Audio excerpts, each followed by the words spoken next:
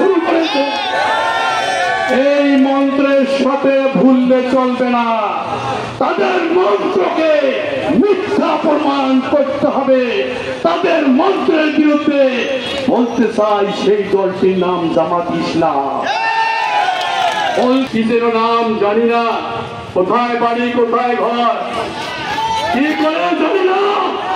আমার নেতা তারেক জিয়া সম্বন্ধে, আমার নেতা তুহিন চৌধুরী সম্বন্ধে খারাপ মন্তব্য করে এবং চাঁদাবাজ আখ্যা দেয়।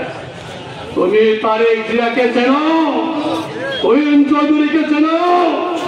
ওই শেখ হাসিনা 17 বছর যাবত তারেক জিয়ার নামে গোটা বাংলাদেশ গোটা বিশ্বে একটি অপবাদ, একটি চাঁদাবাজ, একটি দুর্নীতির অভিযোগ প্রমাণ করতে পারে নাই। সেই নেতা তারেক জিয়া, সেই নেতা বিএনপির নেতা।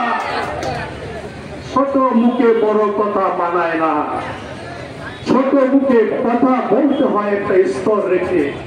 যাই হোক, আজকে জামাত ইসলামের নেতৃবৃন্দরা পাগল হয়ে গেছে, নেশা করা হয়ে গেছে।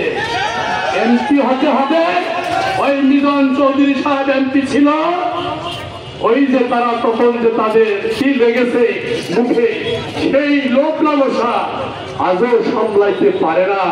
নেশা উঠে গেছে, নেশা থামাতে হবে, সংযত হতে হবে। শিষ্টাচার বহির্ভূত কাজ করতে চায় না,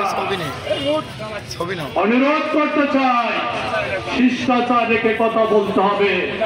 বাংলাদেশের মানুষ সচেতন, বাংলাদেশের মানুষ শিক্ষিত। এখানে আর তাল বাহুলা করা যাবে না, এখানে করা যাবে না, এখানে কুমন্ত্র ছড়িয়ে মানুষকে প্রতারণা করা যাবে না। সঠিক পথে চলতে হবে। আপনারা মানুষের দ্বারে দ্বারে যাবেন, মানুষ ভোট দিবে, আমাদের আপত্তি থাকবে না। কিন্তু আমাদের নেতা নেত্রী তারেক জিয়া সম্বন্ধে, খালেদা জিয়া সম্বন্ধে, তুহিন চৌধুরী সম্বন্ধে কটূক্তি করবেন না, খারাপ মন্তব্য করবেন না।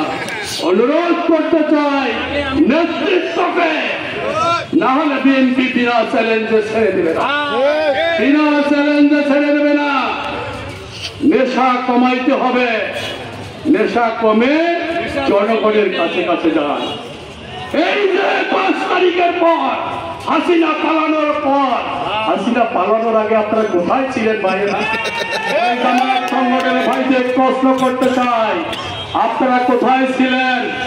সংগ্রামী সাথী বন্ধুগণ, আজকে দেখবেন এই জলঢাকায় যতটি স্কুল কলেজ আছে, প্রতিটি স্কুল কলেজের তারা সভাপতির দায়িত্ব নিয়েছে। আপনারা খোঁজ নেবেন, মিথ্যা কথা নাকি? প্রতিটা স্কুল কলেজের সভাপতির দায়িত্ব। যদি হেডমাস্টার সাহেব দায়িত্ব না দেয় সভাপতি, হেডমাস্টার সাহেবকে মারধর করে